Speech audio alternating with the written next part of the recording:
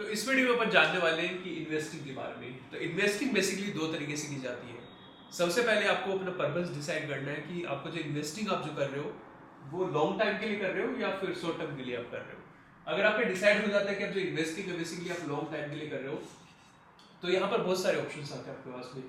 आप हो सकता है कि आप स्टॉक्स खरीद सकते हो सकता है कि आप बॉन्ड्स खरीद सकते हो सकता है कि आप गोल्ड खरीद सकते हो सकता है कि आप प्रॉपर्टी खरीद सकते हो। ये बेसिकली सारे ऑप्शंस हैं। इनके अलावा भी और भी ऑप्शंस है जो कि आप एज ए इन्वेस्टिंग आप यूज ले सकते हो।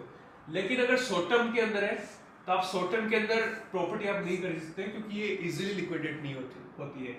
गोल्ड आप खरीद सकते हो, लेकिन गोल्ड की जो वैल्यू है बेसिकली वो ओवर द टाइम बढ़ती है, न कि कुछ दिनों के अंदर।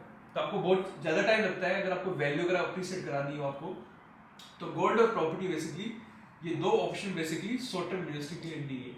हो सकता है कि कुछ बॉन्ड्स होते हैं बेसिकली वो भी 6 मंथ 1 ईयर एटलीस्ट कुछ मंथ्स के लिए होते हैं, तो यहाँ पर ये भी बेसिकली काम नहीं करेगा। तो ओनली आप स्टॉक में इन्वेस्ट कर सकते हो या फिर आप जो भी गवर्नमेंट की कोई भी प्लान्स आते हैं उनके अंदर आप पैसे डाल सकते हो।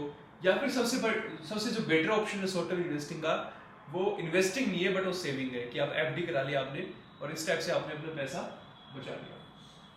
अगर अपने स्टॉक्स की बात करें कि सबसे बेटर इनके अंदर अगर हम बात करें तो सबसे अच्छा स्टॉक आता है, क्योंकि अगर गोल्ड और स्टॉक को भी कंपेयर करें तो जनरलाइज होता है कि जो वैल्यू होती है वो सेम लेवल पे ही अप्रिशिएट होती है, इतना कुछ ज़्यादा डिफरेंशिएट इसमें नहीं होता है, दोनों बेसिकली सेम लेवल पे बढ़ते हैं घटते हैं। तो यहाँ पर अगर स्टॉक की बात करें तो स्टॉक हम 3 टाइप के होते हैं। स्टॉक होते हैं तीन टाइप की कैटेगरी होती है बेसिकली।